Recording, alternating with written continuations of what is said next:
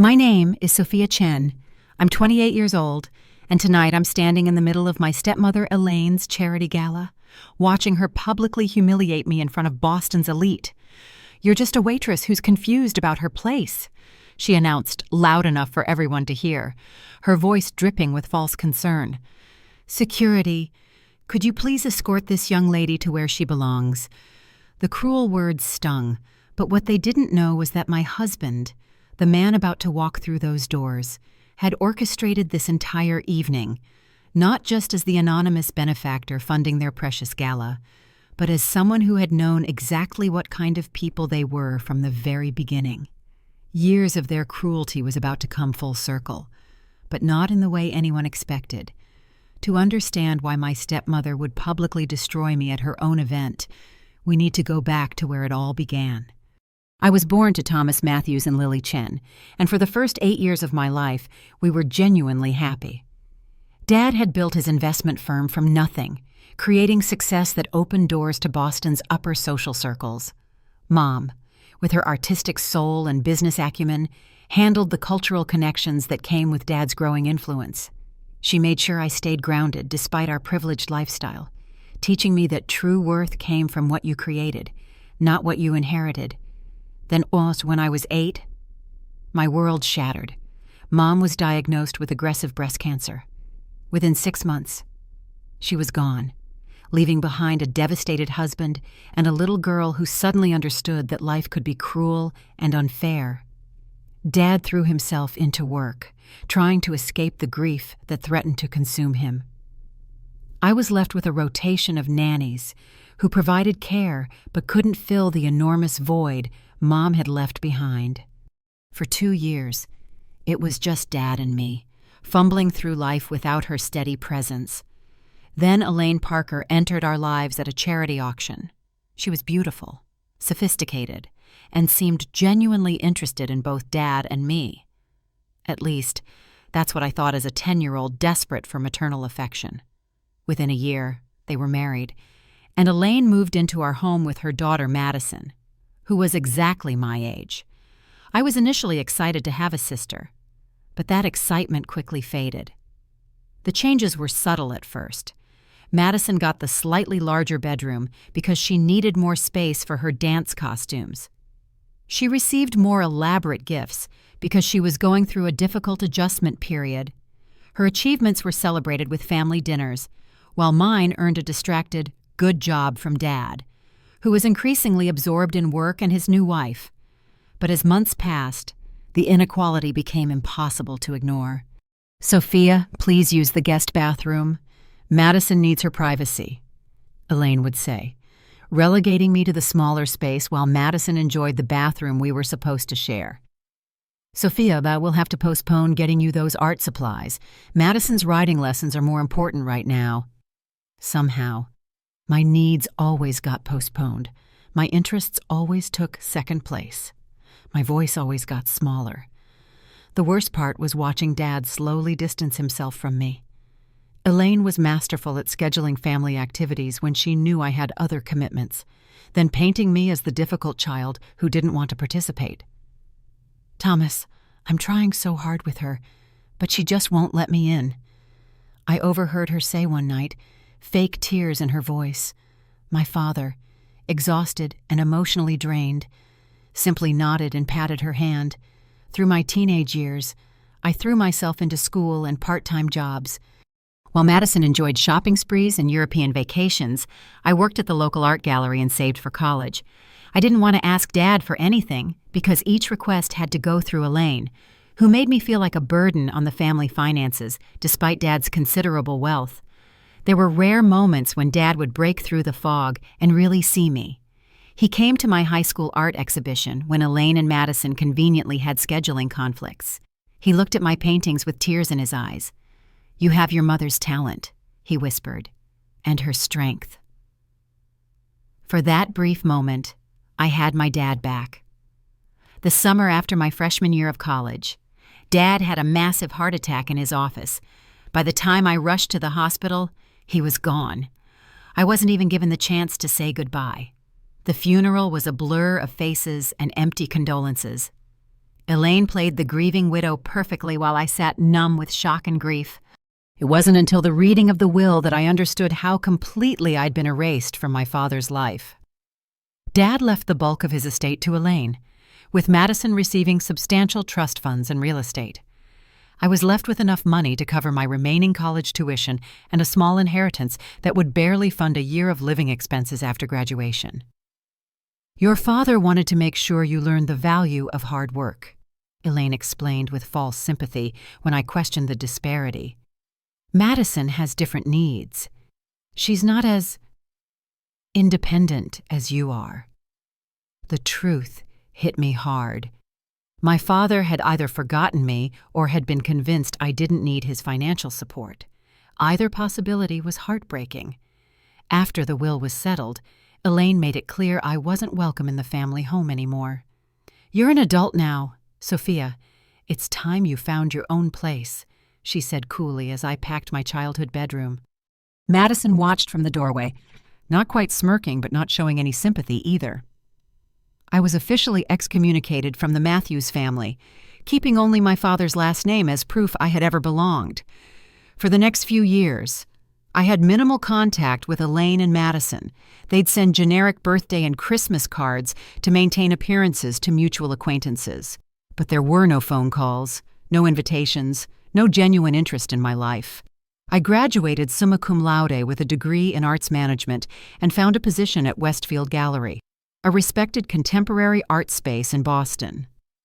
I wasn't just surviving, I was thriving.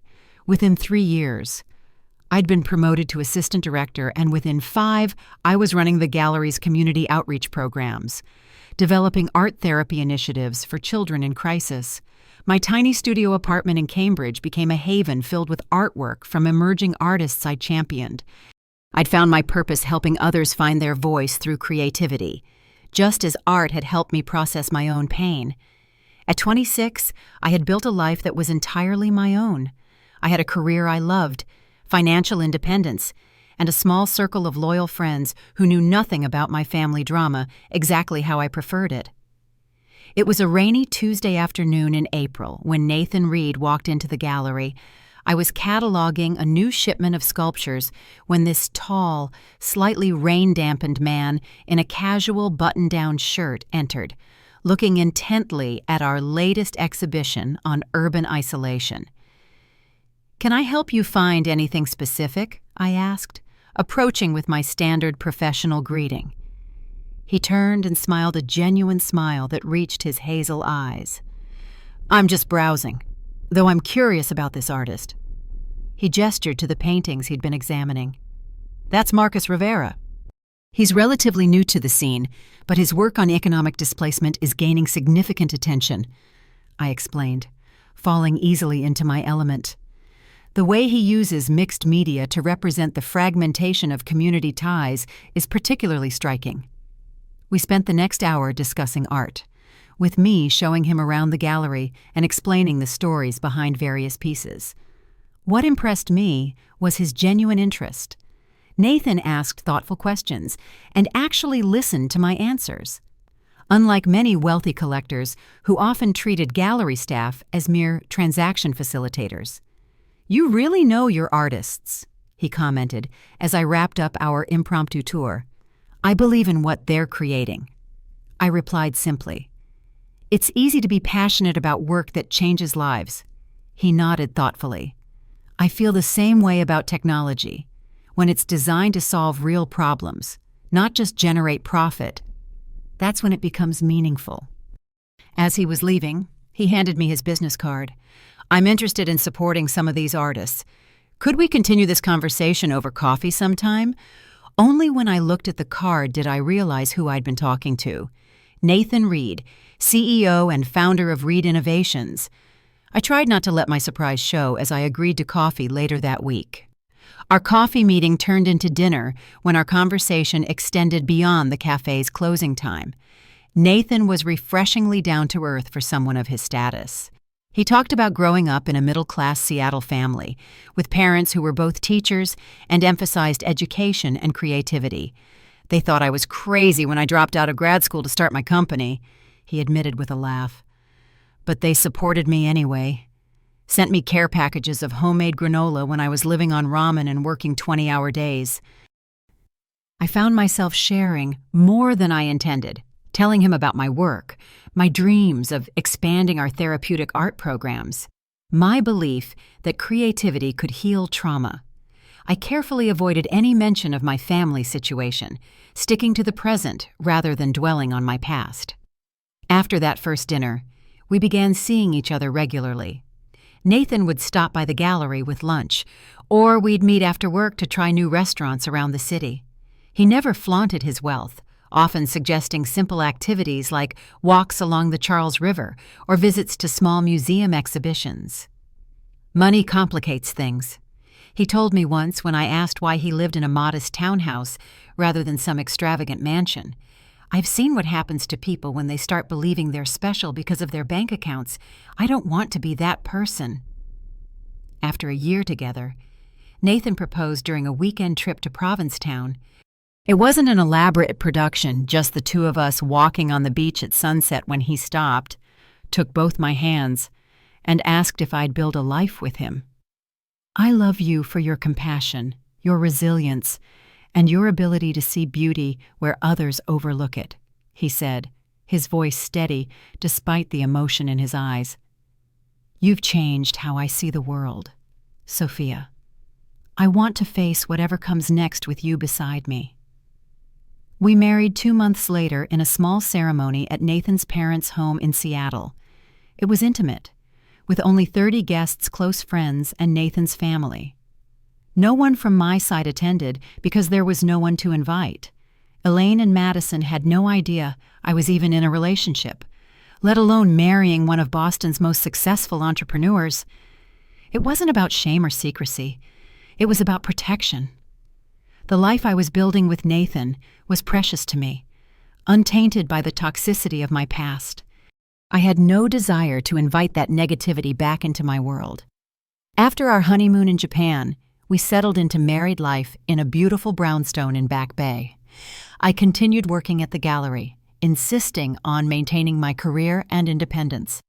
Nathan supported this completely, understanding that my work was about personal fulfillment and making a difference, not financial necessity. For 2 years, we lived in a bubble of happiness. We traveled, worked on our respective passions, and began planning for children. Elaine and Madison remained firmly in my past, where I intended them to stay. It was on a quiet evening 6 months ago that I finally told Nathan everything. We were sitting on our rooftop terrace when he gently asked about my family. That night, I shared the whole story: Elaine's manipulation, Madison's cruelty, my father's emotional abandonment, and my eventual exclusion from the family.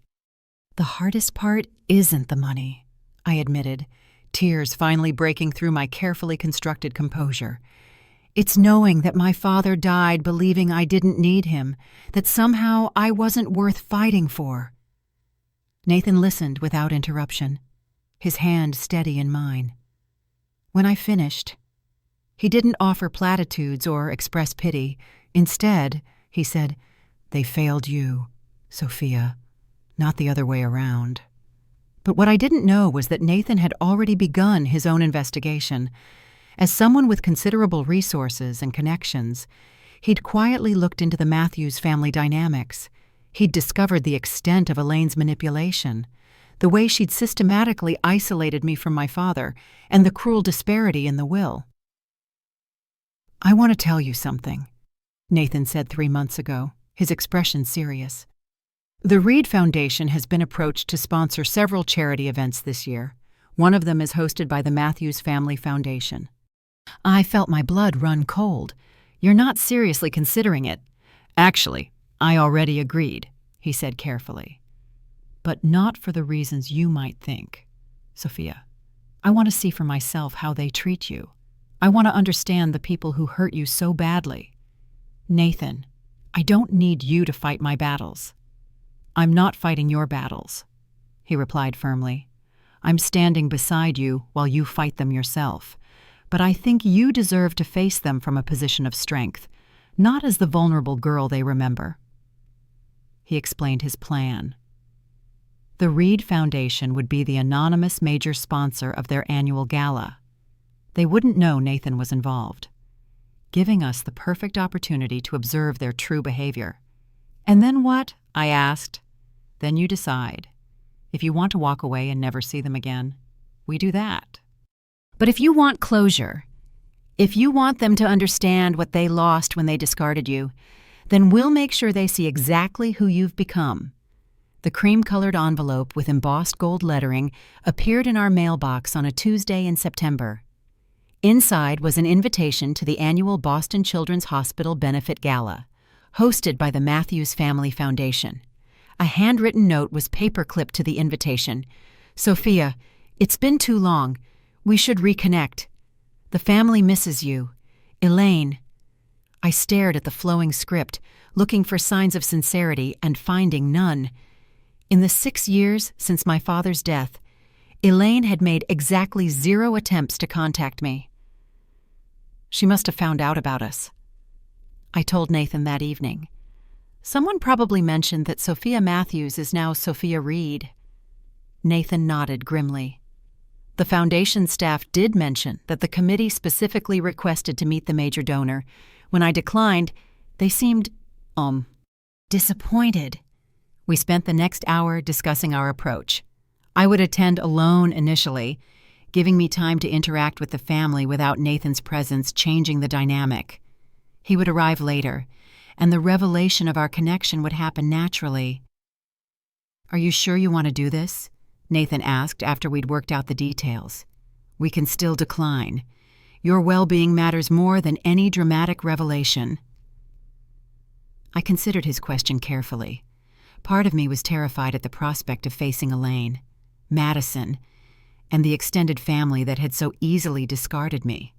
But another part, a stronger part, was tired of carrying the weight of their rejection. "I want to do this," I said finally. "Not for revenge, but for resolution. I've spent too many years letting their opinion define my worth." The Fairmont Copley Plaza ballroom glittered with crystal chandeliers and elaborate floral arrangements when I arrived at 7 sharp. I took a deep breath, smoothed my midnight blue gown, a stunning piece from an emerging designer whose work I championed, and approached the check-in table. "Good evening. Sophia Reed," I said to the young woman with the guest list.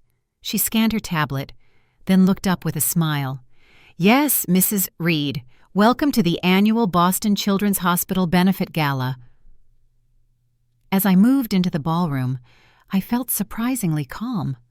The space was filled with Boston's elite, and I recognized many faces from society pages. The first familiar face I encountered belonged to my father's cousin, Patricia, who was examining the silent auction items. "Sophia," she said, squinting at me in surprise. "Sophia Matthews, is that you?" "It's Sophia Reed now," I corrected gently. "How are you?" "Patricia." She looked me up and down with undisguised curiosity. "Well, you've certainly grown up. We haven't seen you since goodness. Was it Thomas's funeral? What have you been doing with yourself?" Before I could answer properly, her husband Gerald joined us. "Matthews. Oh, Elaine's stepdaughter. Right. Didn't know you were on the guest list this year." The subtle emphasis on "this year" made it clear I hadn't been included in previous events.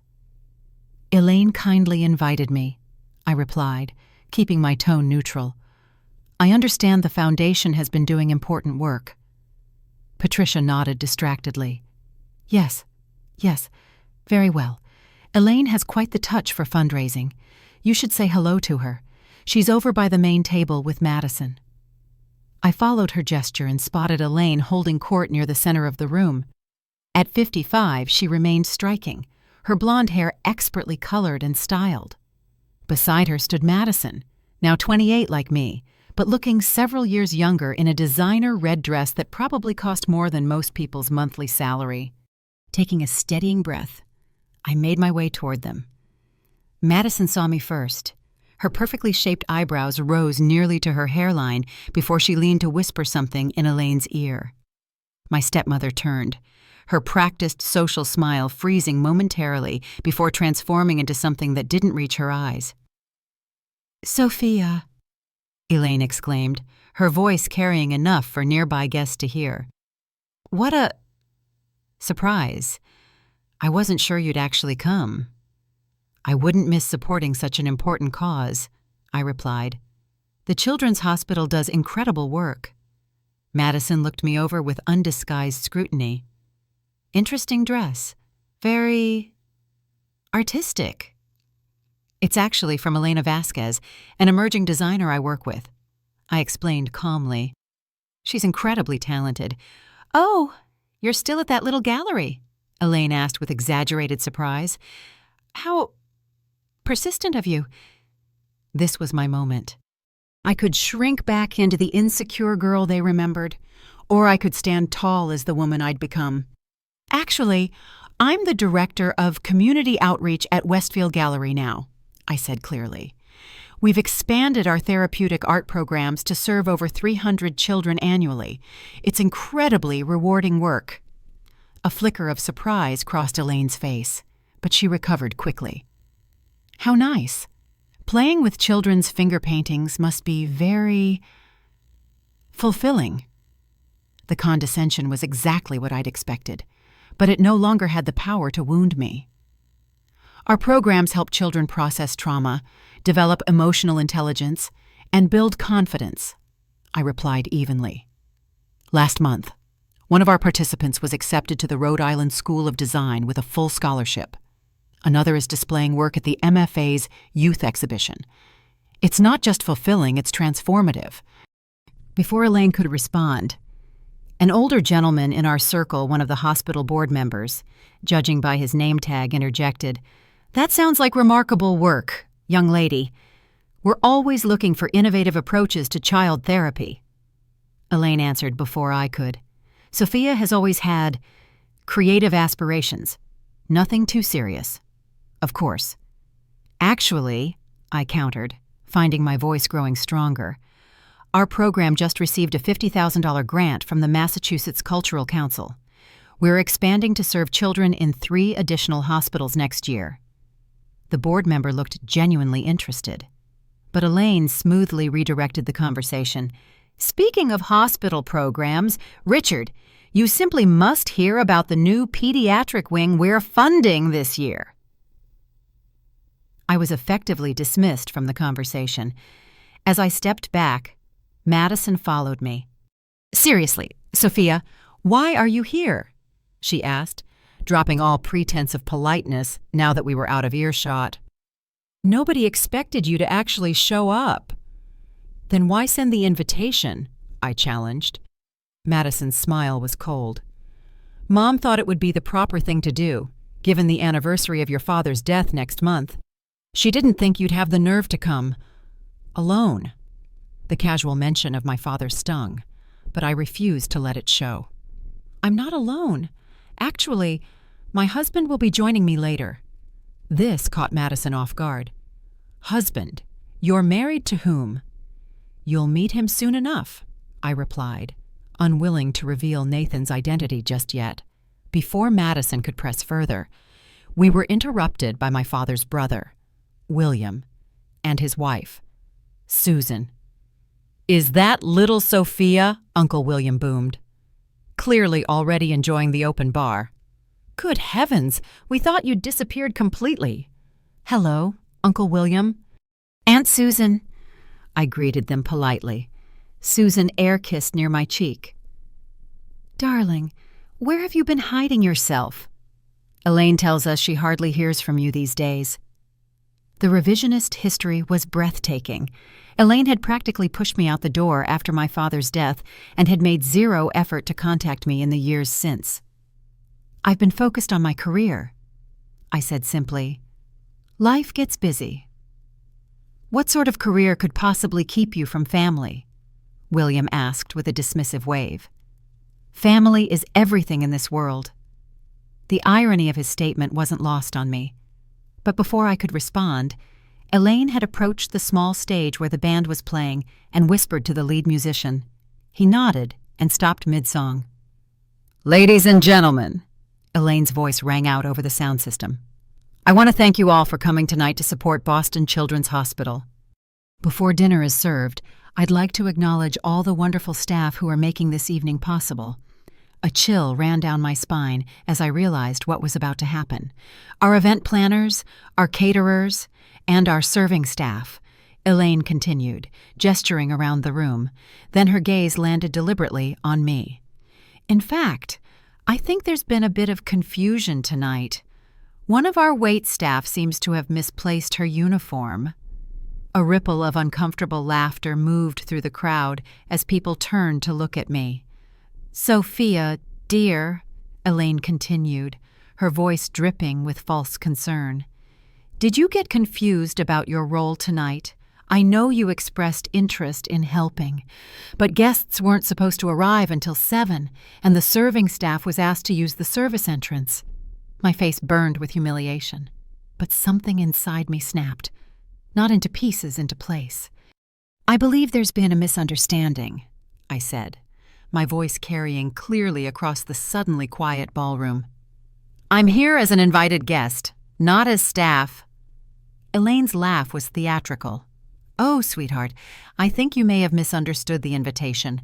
This event is for major donors and hospital supporters. And you don't think I qualify? I asked, my voice growing stronger. Madison stepped forward, phone already in hand. Mom, maybe Sophia just wanted to see how the other half lives for one night. We should be flattered by her. Aspirations. More laughter rippled through the crowd, but I noticed some people looking uncomfortable now. Security, Elaine called, gesturing to a man in a dark suit near the entrance. I believe we have someone who's confused about her place here tonight. This was it, the moment I could either crumble or stand tall. My place, I repeated, my voice ringing out clearly. You're right, Elaine. Let me clarify my place. The crowd had gone silent now, sensing drama. My place is as the director of community outreach at one of Boston's most respected galleries. My place is as someone who has built a career helping traumatized children heal through art. My place is as a woman who has created a life of purpose and meaning, despite being systematically excluded from a family that should have supported her. Gasps erupted around the room. Elaine's face had gone pale.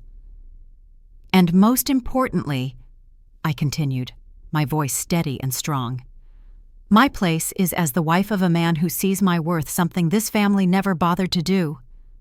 The ballroom doors swung open, and Nathan Reed stood in the doorway. At 6'2", with broad shoulders and confident posture, he naturally commanded attention even before people recognized who he was. Tonight, he looked every inch the successful entrepreneur, poised, powerful, and completely focused on me. Sophia, he called, his voice cutting through the murmurs of the crowd. The room went quiet as Nathan strode purposefully across the ballroom. I watched recognition dawn on faces around me. First confusion, then shock. Nathan Reed wasn't just any businessman. He was one of Boston's most influential tech leaders and philanthropists. Nathan, I said, relief flooding through me as he reached my side and took my hand. Is everything all right? He asked, though his tone suggested he already knew the answer. Elaine stepped forward, her social mask firmly back in place. Mr. Reed, what an unexpected honor. I don't believe we've been formally introduced. I'm Elaine Matthews, chair of the foundation hosting tonight's gala. Nathan turned to her, his expression coolly professional. Mrs. Matthews, I know exactly who you are. Something in his tone made Elaine falter slightly. Well, yes, we're so pleased you could join us tonight. Though I'm afraid we were just dealing with a small situation. My wife appears to be surrounded by security and being publicly humiliated, Nathan interrupted, his voice level but firm. That's the situation I'm concerned about. The word wife landed like a bomb in the silent ballroom. Madison's mouth actually fell open. Wife, Elaine repeated, looking rapidly between Nathan and me. I'm sorry. There must be some mistake. Sophia is my stepdaughter, but she's not. We've been married for 2 years, Nathan stated flatly. Though given the reception she's receiving, I understand why she's kept her connection to the Matthews family private from our social circle. The implications of his statement weren't lost on anyone in earshot. Nathan Reed found the Matthews family lacking, not the other way around. Madison recovered first, stepping forward with a completely transformed expression. Sophia, you should have told us. Her voice dripped with sudden sweetness. What an amazing surprise. She moved as if to hug me, but Nathan subtly shifted his position, creating a barrier between us. Interesting, he commented, glancing at the phone still in her hand. You were filming my wife's humiliation moments ago, and now you want to embrace her. Madison had the grace to look embarrassed, quickly tucking her phone away. Uncle William pushed forward, hand extended toward Nathan. William Matthews, Thomas's brother. Wonderful to meet you, Nathan. We've followed your success with great interest. Nathan ignored the outstretched hand. That's surprising, considering you haven't shown interest in Thomas's daughter for years. The growing crowd shifted uncomfortably. Elaine tried again, desperation creeping into her voice. There's clearly been a terrible misunderstanding. Sophia is, of course, a beloved member of our family. We had no idea she'd married someone of your prominence. And that's exactly the problem, isn't it, Mrs. Matthews? Nathan replied.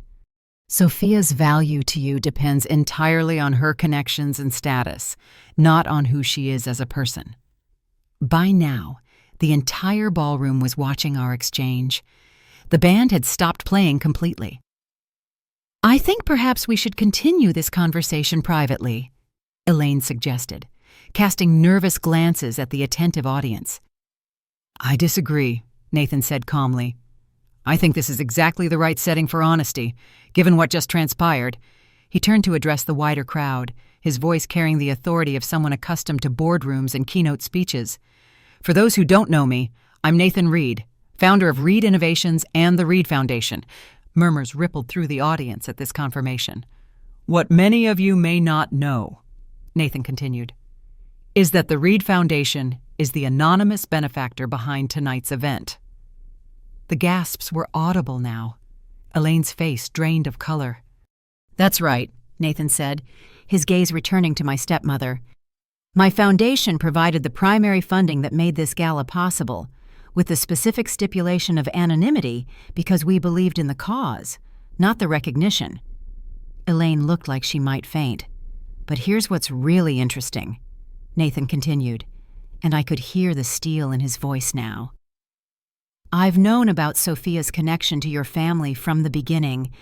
In fact, I specifically chose to support this event because I wanted to see for myself how you would treat her. The revelation sent shockwaves through the crowd. Elaine's mouth opened and closed soundlessly. You see, Nathan said, his arm tightening protectively around me.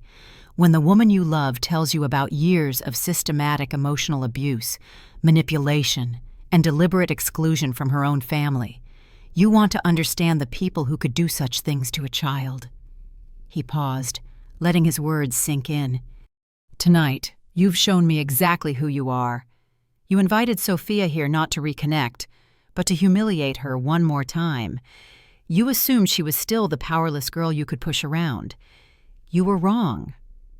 Elaine found her voice first, her social survival instincts kicking in. Mr. Reed Nathan, surely you understand that family dynamics can be complicated. There have been misunderstandings on both sides.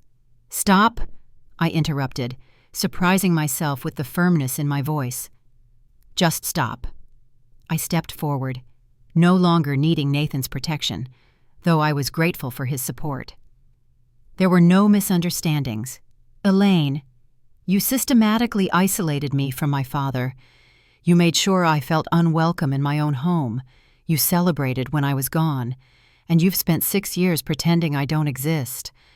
My voice was steady now, powered by years of suppressed truth. "And tonight, you invited me here specifically to humiliate me in front of Boston society. You called me waitstaff. You tried to have me escorted out. Madison filmed it for her entertainment." Madison stepped forward, tears suddenly appearing in her eyes. "Sophia, I'm so sorry. I never meant—" "You never meant to get caught," I corrected. "You meant every second of it, just like you've meant every cruel comment and dismissive look for the past 18 years. Uncle William cleared his throat. "Now, Sophia, perhaps we've all said things we regret." "I regret nothing," I said firmly. "I regret nothing about building a life without any of you. I regret nothing about finding people who actually care about me. The only thing I regret is that it took me this long to realize I never needed your approval." Cousin Patricia stepped forward hesitantly. "Sophia, we're family. Surely we can work through this." "No," I said simply. "We're not family. Family doesn't systematically exclude a grieving child. Family doesn't celebrate someone's absence. Family doesn't humiliate each other for sport." The ballroom was dead silent now. "What we are," I continued, "are people who happen to share some legal connections through my father. Nothing more." Elaine made one last desperate attempt. "Sophia, please. We can start over. You can what?" I challenged. "Love me now that I'm married to Nathan Reed. Value me now that I have money and connections. Want a relationship now that it benefits you socially." I shook my head. "I don't need your love anymore. I don't want your approval. I certainly don't want your friendship." "But the foundation," Elaine stammered. "The hospital programs will continue," I said firmly. "Because I believe in helping children, even if you've shown tonight that you never cared about the child standing right in front of you." Nathan squeezed my hand, a silent signal of support, and I felt a surge of confidence. "In fact," I continued, my voice growing stronger, "I have an announcement to make." I turned to address the full ballroom, these people who had just witnessed my family's cruelty and my own transformation. Next month, I'll be launching the Thomas Chen Matthews Art Therapy Center, dedicated to helping children who have experienced trauma, loss, or family instability. Excited murmurs rippled through the crowd. The center will provide free art therapy services, creative workshops, and mentorship programs. We'll work with hospitals, schools, and community centers throughout the Boston area. I glanced at Nathan, who nodded encouragingly. The Reed Foundation will provide initial funding, but the center will operate independently under my direction.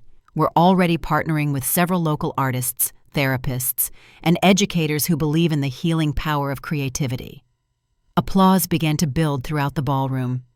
Real applause, from people who understood the value of what I was proposing. This project honors both my parents, my father, Thomas Matthews, who taught me the importance of hard work and integrity, and my mother, Lily Chen, who showed me that art can transform pain into beauty. I looked directly at Elaine as I spoke my next words. It also represents something I learned the hard way, that sometimes the greatest gift difficult people give you is the motivation to prove them wrong by succeeding without them. The applause was thunderous now. I saw hospital board members nodding approvingly, other philanthropists approaching with business cards, young professionals looking inspired. For anyone interested in supporting this mission, whether through volunteering, partnerships, or simply spreading the word, I'll be happy to speak with you after dinner. As the applause died down, I turned back to Elaine and Madison, who stood frozen in the aftermath of my announcement. "Thank you for the invitation tonight," I said politely. "It's been illuminating."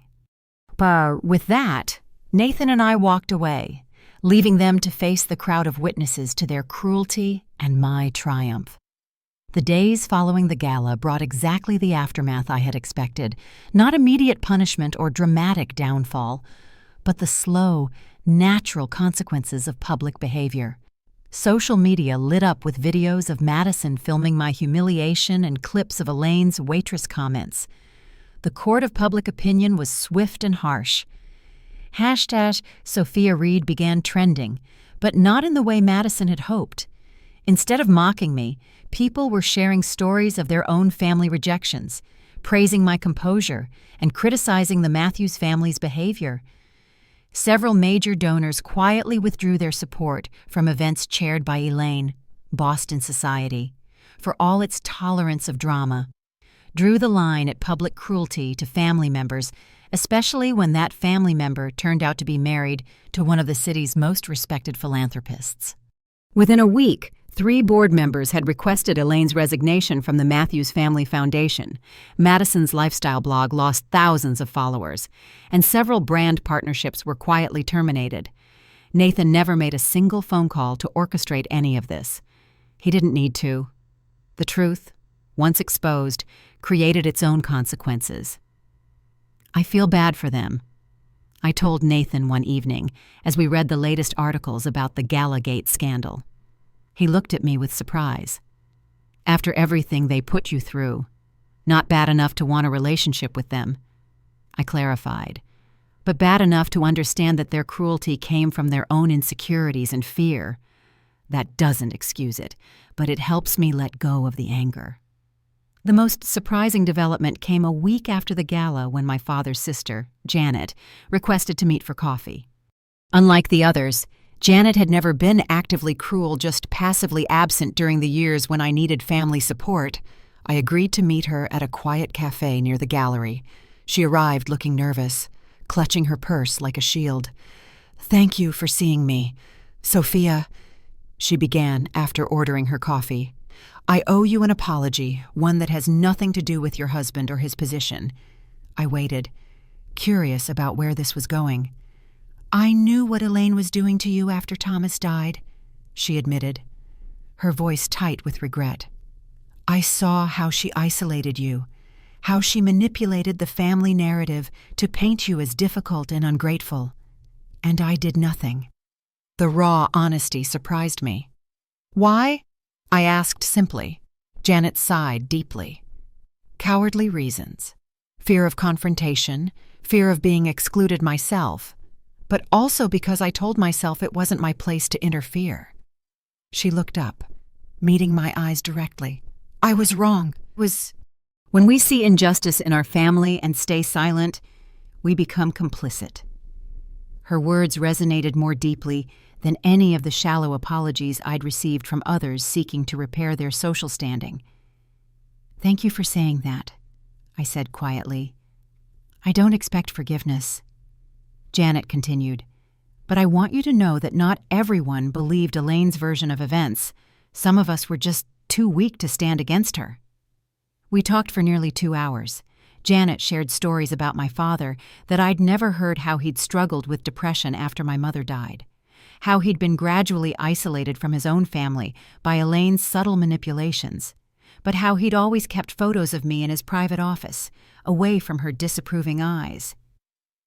"He loved you, Sophia," Janet insisted. "His biggest failure was not protecting you from Elaine. And I think that shame made it harder for him to connect with you as you got older. It wasn't a complete healing, but it was something." A small piece of my father returned to me through honest conversation. As the weeks passed, Nathan and I made careful decisions about which family relationships were worth salvaging. Janet became a regular presence in our lives, along with 2 cousins who reached out with genuine remorse rather than opportunistic networking attempts. Elaine and Madison were conspicuously silent after their initial flurry of damage control messages went unanswered. According to Janet, they were dealing with significant social fallout and had quietly moved to Elaine's sister's house in Hartford to wait for things to blow over. I took no pleasure in their difficulties, but I felt no obligation to rescue them either. Some bridges, once burned, should remain ash. The most meaningful development came in the months following the gala. The Art Therapy Center became my passion project, and watching it come to life was more fulfilling than any family reconciliation could have been. We found the perfect space in a converted warehouse in the South End, with natural light flooding through tall windows and enough room for multiple studios, quiet counseling spaces, and a gallery where children could display their work. "We're not just creating an art center," I told Nathan as we walked through the space during renovation. "We're creating a place where children learn that their voices matter, that their pain is valid, and that they can transform difficult experiences into something beautiful." Nathan smiled, watching me gesture excitedly at the bare walls that would soon hold children's artwork. "You know what I love most about this? You're not doing this to prove anything to your family anymore. You're doing it because it's who you are." He was right. Somewhere in the process of standing up to Elaine and Madison, I'd stopped seeking external validation entirely. The center wasn't about showing them what they'd lost. It was about showing vulnerable children what they could gain. The launch event was everything the Matthews Gala had pretended to be: genuine, meaningful, and focused on actually helping people rather than social positioning.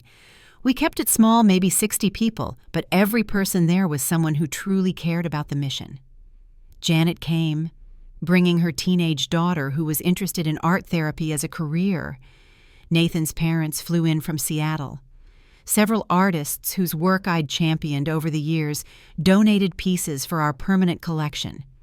During my speech that evening, I shared parts of my own journey, not for sympathy, but to illustrate why our mission mattered. "Art saved me during my darkest moments," I told the attentive audience. "When I felt voiceless and invisible, creativity gave me a language to express what I couldn't say aloud." Every child deserves that outlet, that safe space to process difficult emotions. I didn't mention the Gala incident specifically, but I did address the broader lesson it had taught me. "Family isn't just about blood or legal connections," I said, looking around at the supportive faces before me. "It's about who shows up not just for celebrations and successes, but during struggles and setbacks. It's about who sees your worth even when you can't see it yourself." Later that evening, as Nathan and I walked home along the Charles River, I felt a sense of peace I'd been chasing for years. "You know what the strangest part is?" I mused, watching the moonlight play on the water. "What?" Nathan asked, taking my hand. "I spent so many years thinking I needed their approval to be whole. I thought if I could just make them see my worth, I'd finally feel complete. And now," I smiled, squeezing his hand, "now I realize I was already whole. Their approval or disapproval doesn't define me. It never did. I just needed to believe that myself." Nathan stopped walking and turned to face me. "I've always believed it. From that first day in the gallery, when you spent an hour educating me about emerging artists, without having any idea who I was or what I was worth financially." "You mean when I was just doing my job?" I teased. "You were doing much more than a job," he corrected. "You were championing other people's dreams with such genuine passion that I couldn't help falling in love with you right then." 6 months after the center opened, I received an envelope with familiar handwriting. Madison's script, but different, somehow less confident, more careful. Inside was a 3-page letter, handwritten on plain stationery rather than her usual monogrammed cards. "Sophia, I know you probably don't want to hear from me, and I understand if you throw this away without reading it, but I need to say these things, even if you never respond. Watching the videos from the gala over and over again, seeing how I looked, hearing my own voice, it was like seeing a stranger. An ugly stranger who enjoyed hurting someone who had never actually done anything to her. I've been in therapy since then, trying to understand why I became that person.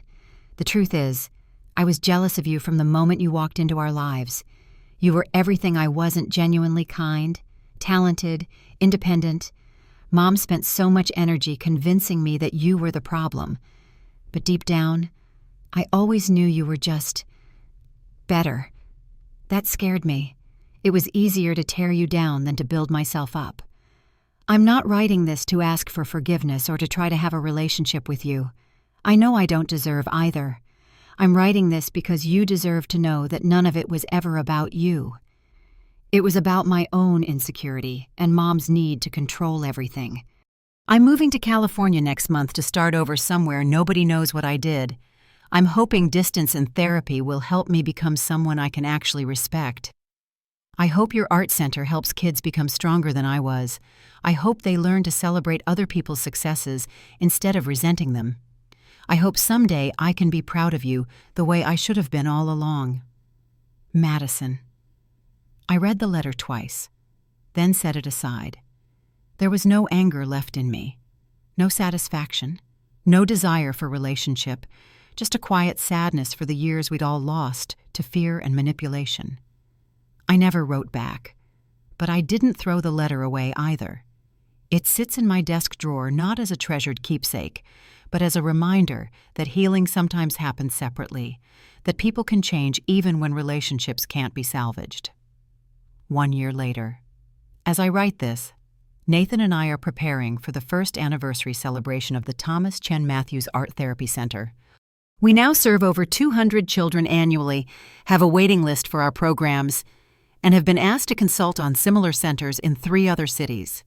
More importantly, I'm 6 months pregnant with our first child, a daughter we're planning to name Lily, after my mother. She's going to be surrounded by so much love, Nathan said last night, his hand on my growing belly. Real family, chosen family, the kind that sees worth in people just for being themselves. The baby kicked as if in agreement, and I laughed, imagining introducing my daughter to all the aunts and uncles she'll have not through blood, but through genuine affection. Janet, who has become a real friend. Nathan's sister, who video calls weekly from Seattle. The artists and therapists and volunteers who have become our extended family through shared purpose. Elaine and Madison will probably never meet their step-granddaughter and step-niece, respectively. Not out of spite, but out of protection. I refuse to expose my child to conditional love or toxic dynamics. She'll grow up knowing that her worth isn't dependent on anyone else's approval. That family is built through love and choice, not obligation. Sometimes people ask if I regret how things ended with my original family, if I wish we could have found a way to heal those relationships. The honest answer is no. Some relationships are worth fighting for. Others are worth fighting to escape from. The family that should have nurtured me instead taught me to value myself through their rejection. The family I built for myself. Nathan, his parents, Janet, our friends, the children we serve, celebrates me through their acceptance. Both experiences were necessary. The pain taught me to recognize genuine love when it appeared. If you're reading this and struggling with family rejection or conditional love, please know that your worth isn't determined by those who fail to see it. Sometimes the family we create for ourselves through friendship, marriage, and shared values can heal the wounds left by the family we were born into.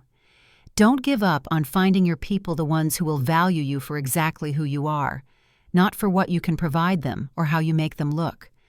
Sometimes the greatest gift toxic people give you is the motivation to prove them wrong by building a beautiful life without them. And sometimes the most radical act of self-love is walking away from those who can't love you properly, even when they share your name. I found my worth not in their acceptance, but in my own achievements, my own relationships, my own capacity for love and creation. The girl who was once called a waitress at her stepmother's gala is now directing programs that help traumatized children heal. The woman who was once excluded from family photos is now building a family based on genuine affection rather than obligation. That transformation didn't happen because I married someone wealthy or because I got revenge on people who hurt me. It happened because I finally stopped waiting for external validation and started creating internal worth. The freedom on the other side of that realization is worth every difficult step of the journey. If this story resonated with you, I'd love to hear about your own journey towards self-worth and chosen family. Remember, you are whole exactly as you are, with or without the approval of people who should have loved you better.